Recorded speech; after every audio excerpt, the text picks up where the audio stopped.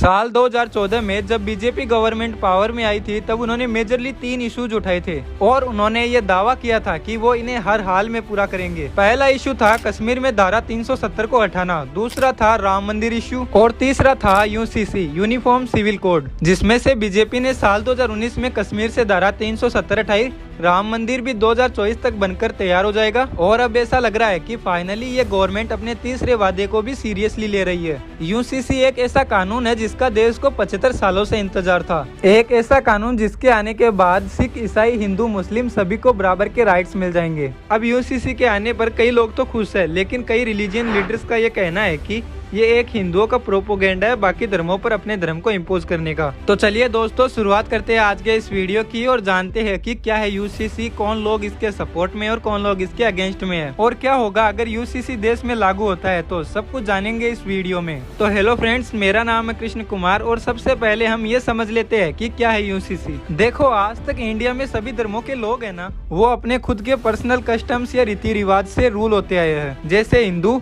The Hindu marriage act 1955, Muslims, Muslim personal laws 1937, Christians, the Indian Christian marriage act 1872 और Parsis, Parsi marriage and divorce act 1936। Basically personal laws का मतलब होता है कि marriage, divorce, property, adoption जैसे rights जो personal rights होते हैं वो इंडिया में हर रिलीजन के हिसाब से अलग अलग होते हैं। जैसे अगर आप हिंदू हो तो आप 2 शादियां नहीं कर सकते, ये एक अपराध होता है। लेकिन वहीं अगर आप एक मुस्लिम हो तो आपको 4 शादियां करना भी अलाउड होता है। बस गवर्नमेंट इन्हीं रूल्स को बदलना चाहती है और इंडिया में हर एक सिटीजन के लिए एक common law UCC uniform civil code को इंट्रोड्यूस करना चाहती है। इंडिया में यही पर्सनल मैटर्स पर रिलीजन के हिसाब से रूल्स अलग अलग होते हैं, जिससे देश के हर एक नागरिक पर, चाहे वो किसी भी धर्म या जाति का हो, उसके डिवोर्स, मैरिज, उनका एडॉप्शन, प्रॉपर्टी, हर एक पर्सनल इशू पर, हर एक पर्सनल राइट्स पे एक ही लॉ एक्सेप्ट हो। अब हाल ही में 14 जून को एक खबर आई है कि यूसीसी को लेकर एक लॉ कमीशन स्टेब्लिश किया जा रहा है, जो अगले 30 दिनों के अंदर अंदर आम जनता से इसके ऊपर राय मांगने वाला है। अब गवर्नमेंट की इस अनाउंसमेंट के बाद कई कम्युनिटीज और कई रिलीजन लीडर्स ने अपने लॉजिकल ओपिनियन देने शुरू कर दिए है। तो सबसे पहले उन लोगों के ओपिनियन जान लेते हैं जो इसके बिल्कुल ही अगेंस्ट में है। इनका कहना है कि गवर्नमेंट यूसीसी के बहाने बाकी सभी धर्मों पर हिंदू प्रथाएं या रीति रिवाज को इम्पोज कर रही है। अगर यूसीसी लॉ बन गया तो उन्हें अपने रीति रिवाज को छोड़कर हिंदू रीति रिवाज को फॉलो करना पड़ेगा।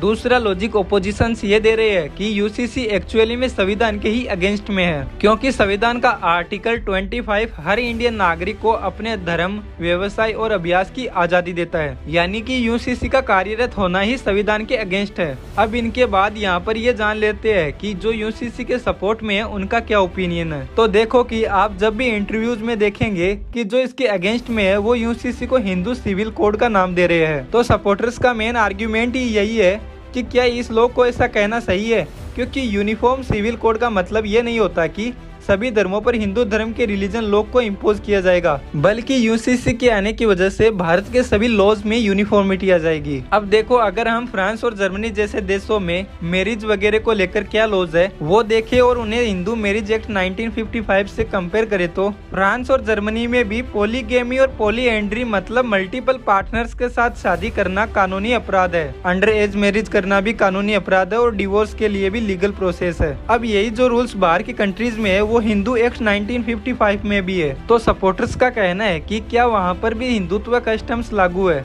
अब अगर सच में देखा जाए तो अगर यूसीसी लागू होता है तो इसका सबसे ज्यादा फायदा मुस्लिम महिलाओं और बच्चियों का ही होगा। हिंदू महिलाओं को तो आज भी बहुत सारे मौजूदा हक मिले हुए हैं, लेकिन अगर यूसीसी लागू होता है तो मुस्लिम महिलाओं की जिंदगी पूरी तरह बदल जाएगी। इसके आने के बाद शादी की एक उम्र तय कर दी जाएगी, लड़के लड़कियों सभी की। फिर कोई भी धर्म का शख्स उस उम्र से पहले शादी नहीं कर पाएगा। गवर्नमेंट ने इंस्टेंट ट्रिपल तलाक भले ही खत्म कर दिया हो, मगर ये भी सच है कि अभी भी ऐसे कई तरीके हैं जिससे मुस्लिम महिलाओं को तलाक दे दिया जाता है और वो कुछ नहीं कर पाती। लेकिन यूसीसी लागू होने के बाद मुस्लिम महिलाओं को भी तलाक होने के बाद अपने शोहर से गुजारा भत्ता पाने का हक मिल जाएगा। नए कानून के बाद मुस्लिम महिलाएं भी बच्चा अडॉप्ट कर पाएगी, बल्कि मुस्लिम लॉ में मुस्लिम महिलाओं को बच्चा अडॉप्ट करने का हक नहीं था। और तो और बाकी धर्मों की तरह अब मुस्लिम मर्द भी एक से ज्यादा शादियां नहीं कर पाएगा, जो कि सबसे मेजर चेंज होगा इस कानून के आने के बाद। बेटों की तरह बेटियों को भी पिता की संपत्ति में हक मिलेगा, जो कि अब तक नहीं मिलता था। और इन सबसे पहले दोस्तों, जब भारतीय भारतीय मुस्लिम महिला आंदोलन ने करीब 10 राज्यों में मुस्लिम औरतों का सर्वे किया, जिस पर पता चला कि 90% औरतें यूसीसी के सपोर्ट में है। अब दोस्तों उत्तराखंड के सीएम पुष्कर सिंह धामी ने तो यूसीसी को लेकर राज्य में लागू करने के लिए ब्लूप्रिंट भी तैयार कर लिया है। महिलाओं ने क्लियरली यूसीसी के सपोर्ट में ये कहा कि